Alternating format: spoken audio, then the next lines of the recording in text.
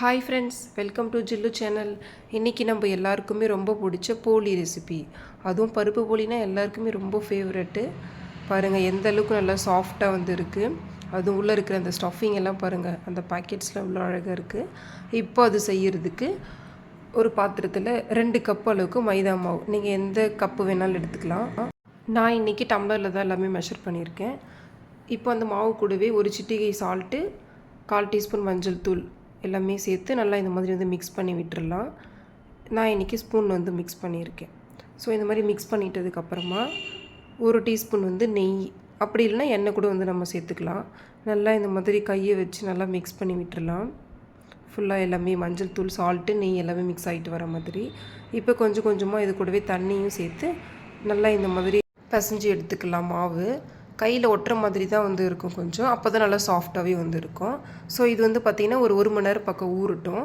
கொஞ்சமாக மேலவே மாவு காயாமல் இருக்கிறதுக்கு 3 ஸ்பூன் அளவுக்கு எண்ணெயும் சேர்த்து நல்லா இந்த மாதிரி ஃபுல்லாகவே அப்ளை பண்ணி ஒரு தட்டு போட்டு மூடி வச்சிடலாம். ஸோ இது 1 மணி நேரம் ஊறட்டும். ஸோ 1 மணி நேரம் இது ஊறுறதுக்குள்ளே ஒரு அரை மணி நேரம் பக்கம் வந்து நம்ம பருப்பு ஊற வச்சு பூரணத்தை ரெடி பண்ணி வச்சிடலாம். இப்போ அது செய்கிறதுக்கு 1 கப் அளவுக்கு கடலைப்பருப்பு வந்து எடுத்திருக்கேன். இப்போ அதில் 2 கப் அளவுக்கு தண்ணி ஊற்றி ஒரு அரை மணி நேரம் ஊற விட்டுறலாம். ஸோ இப்போ இந்த அளவுக்கு பருப்பு ஊறி வந்துருச்சு. இப்போ இதை வந்து ஒரு குக்கரில் மாற்றி விட்டுறலாம்.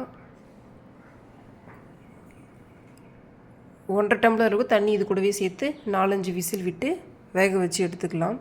இப்போ ப்ரெஷர் ஃபுல்லாகவே ரிலீஸ் ஆகிடுச்சு. பாருங்கள், இப்போ இந்த அளவுக்கு நல்லா வெந்து வந்திருக்கு பருப்பு. இப்போ இது ஒரு பிளேட்டில் கொட்டி ஆற வச்சிடலாம்.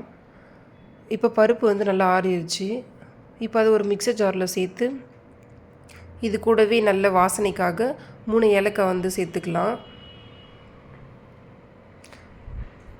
இப்போ இந்த மாதிரி நல்லா ஃபுல்லாக கொரகரப்பாகவே இல்லாமல் நல்லா நைஸாகவே அரைச்சி எடுத்துக்கலாம். பாருங்கள், இந்த அளவுக்கு வந்து அரைச்சி எடுத்துக்கணும். இப்போ இது கூட வந்து 1.25 கப் அளவுக்கு வெல்லம் வந்து சேர்த்துருக்கேன். உங்கள் ஸ்வீட்டுக்கு இன்னும் கொஞ்சம் வேணும் அப்படின்னா 1.5 கப் அளவுக்கு சேர்த்துக்கலாம். நான் 1.25 கப்பே போதும் சேர்த்துட்டேன். இது கூடவே 1/4 டம்ளர் அளவுக்கு தண்ணியும் சேர்த்து நல்லா லோ ஃப்ளேம்லேயே வச்சு நல்லா மிக்ஸ் பண்ணிகிட்டே வந்தால் இந்த மாதிரி வந்துடும். இப்போது ஸ்டவ் ஆஃப் பண்ணிவிட்டு திருப்பியும் 1 ஸ்பூன் நெய்யை விட்டு மிக்ஸ் பண்ணி வச்சிடலாம். இப்போ ஸ்டஃபிங் நல்லா ஆறிடுச்சு. இப்போ பூரணம் ஆறிடுச்சு. கையில் இந்த மாதிரி எண்ணெய் அப்படிலாம் நெய் கூட தடவிட்டு சின்ன சின்ன உருண்டைகளாக உருட்டி வச்சுக்கலாம். நம்மளுக்கு ஈஸியாகவே வரும் உருட்டுறதுக்கு, எந்த ஒரு விரிசலும் இல்லாமல் நல்லாவே ஈஸியாக வந்துடும். எனக்கு இன்றைக்கி ஒரு 14 உருண்டை அந்த மாதிரி வந்துருந்துச்சு. எத்தனை உருண்டை வருதோ அத்தனை போலி நமக்கு வந்து கிடைக்கும். ஸோ இப்போ மாவுமே நல்லா ஊறிடுச்சு. பாருங்கள் எந்த அளவுக்கு நல்லா சாஃப்டாக இருக்குதுன்ட்டு. மாவு வந்து காயவே கூடாது, அதுக்காக தான் இந்த எண்ணெயை நல்லா அப்ளை பண்ணி வைக்கிறோம். பார்க்குறதுக்கு நல்லா பால்கோவா மாதிரி இருக்குல்ல. இந்த அளவுக்கு மாவு ஊறிடுச்சு. இப்போ இதையுமே நம்ம உருண்டை பண்ணி வச்சிடலாம். மாவு இந்த மாதிரி வந்து இழுத்தா கூட வந்து எந்த விரிசலும் இல்லாமல் நல்லா ஜவ்வு மாதிரி இழுத்துகிட்டே இருக்கிற மாதிரி வந்து இருக்கணும். இதுதான் கரெக்டான பக்குவம். ஸோ இப்போ இந்த மாதிரி இதையும் வந்து உருண்டைகளாக செஞ்சு வச்சுக்கலாம். இதுவுமே வந்து பார்த்திங்கன்னா ஒரு 14 உருண்டை வந்து செஞ்சு வச்சுருந்தேன். இப்போ உருண்டை உருட்டியாச்சு. பாருங்கள் எந்த அளவுக்கு வந்து மாவு சாஃப்டாகவே இருக்குன்ட்டு.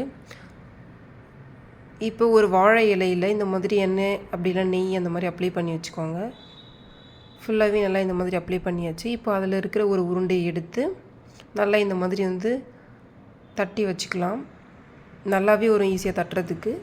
ஸோ அதுக்குள்ளே நம்ம உருட்டி வச்சுருக்கிற உருண்டையும் எடுத்து இந்த மாதிரி ஃபுல்லாகவே வந்து இழுத்து இழுத்து உள்ளே வச்சிட வேண்டியது தான். ரொம்ப ஈஸியாகவே இருக்கும் இது பண்ணுறதுக்கு. ஸோ 2 கையில் கூட நம்ம யூஸ் பண்ணிக்கலாம்.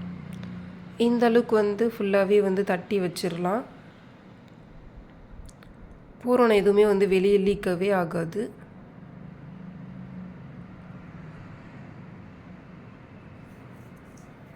இப்போ பாருங்கள் இந்த அளவுக்கு ஃபுல்லாக வந்து தட்டி வச்சாச்சு. எந்த அளவுக்கு வந்து டிரான்ஸ்பரண்ட்டாக தெரியுது பாருங்கள் உள்ளே இருக்கிற ஸ்டஃபிங்கு. இப்போ ஒரு தோசை சட்டியில் கொஞ்சமாக எண்ணெய் அப்படின்னா நெய் கூட விட்டு இப்போ இந்த போலி எடுத்து அதில் போட்டுற வேண்டியது தான்.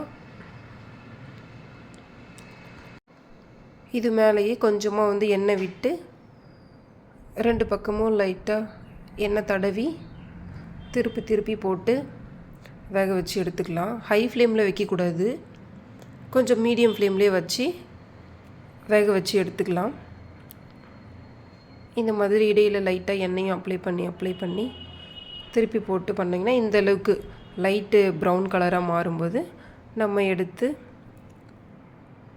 ஒரு ஹாட் பேக் மாதிரி இருந்துச்சுன்னா அதில் போட்டு வச்சுக்கலாம். ஏன்னா நல்லா சாஃப்டாகவே இருக்கும் ரொம்ப நேரத்துக்கு. அதுக்காக தான் திருப்பி இன்னொரு முறை செஞ்சு காமிக்கிறேன் பாருங்கள். நல்லா எண்ணெயை தடவிட்டு இந்த மாதிரி நல்லா வச்சு ஃப்ளாட்டன் பண்ணும்போது நம்ம கையில் வேணாலும் இன்னும் கொஞ்சம் கூட எண்ணெய் வந்து தடவிக்கலாம். ஸோ இந்த மாதிரி ஃபுல்லாகவே இழுத்து அந்த உள்ளே இருக்கிற பூரணத்து மேலே வெளியே இருக்கிற மாவு வந்து மூடி வச்சிடணும். நான் ஒரே கையில் வீடியோ எடுக்கிறதுனால நான் ஒரே கையை யூஸ் பண்ணியிருந்தேன். நீங்கள் 2 கையை கூட வச்சு யூஸ் பண்ணிக்கலாம். ஸோ இந்த அளவுக்கு வந்து நல்லா தட்டிகிட்டே வந்து இருக்கலாம். எவ்வளோ தட்டினாலும் நல்லா அழகாக வந்து வரும். ஏன்னா அந்தளவுக்கு மாவுமே வந்து சாஃப்டாக இருக்குது. போலி நல்லா சாஃப்டாக பர்ஃபெக்டாக வரணும் அப்படின்னா அதுக்கு கண்டிப்பாக வந்து மெஷர்மெண்ட்டு தான் வந்து முக்கியம். நம்ம வந்து எந்த கப்பு வேணாலும் எடுத்துக்கலாம். கப்பு, கிண்ணம், டிஃபன் பாக்ஸு, கிளாஸு, அந்த மாதிரி எந்த பவுல் வேணாலும் நம்ம எடுத்துக்கலாம். நான் வந்து இன்றைக்கி வந்து டம்ளர் தான் வந்து எடுத்திருந்தேன். ஸோ இப்போ பாருங்கள் நல்லாவே வந்து போலி நல்லா அழகாக தட்டியாச்சு. இனி அவ்வளோதான், எடுத்து தோசைக்கல்லில் எடுத்து போட்டுற வேண்டியது தான். வாழை இலையிலையுமே நம்ம ஆயில் அப்ளை பண்ணியிருக்கிறதுனால நல்லா ஈஸியாகவே எடுத்து தோசை சட்டியில் எடுத்து போட்டுற முடியும். ஸோ இந்த மாதிரி டபுள் சைடுமே எண்ணெயை விட்டு அப்படிலாம் நெய் குழுமி விட்டு இந்த மாதிரி 2 சைடுமே திருப்பி போட்டு மீடியம் ஃப்ளேம்லேயே வேக வச்சு எடுத்தோன்னா நல்லா லைட்டு ப்ரௌன் கலரில் சூப்பராக ரெடி ஆகிடும் போலி. சாப்பிட்றதுக்குமே அவ்வளோ சாஃப்டாக வந்து இருந்துச்சு. அவ்வளோதான், இனி எல்லாத்தையும் இந்த மாதிரி செஞ்சு எடுத்துருக்க வேண்டியது தான். பார்க்குறதுக்கே பாருங்கள் எவ்வளோ கலர்ஃபுல்லாக சூப்பராக வந்து இருக்குது.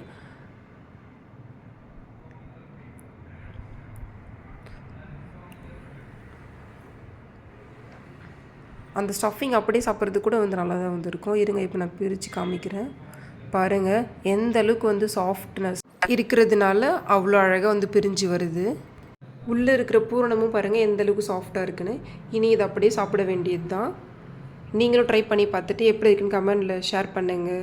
நம்ம வீடியோ பிடிச்சிருந்தா சப்ஸ்கிரைப் பண்ணி வச்சுக்கோங்க. உங்கள் ஃப்ரெண்ட்ஸ் அண்ட் ஃபேமிலிக்கும் வந்து ஷேர். நம்ம இதே மாதிரி அடுத்த ஒரு வீடியோவில் பார்க்கலாம். அது வரைக்கும் எல்லோரும் ஹாப்பியாக ஹெல்த்தியாக இருங்க. பாய்.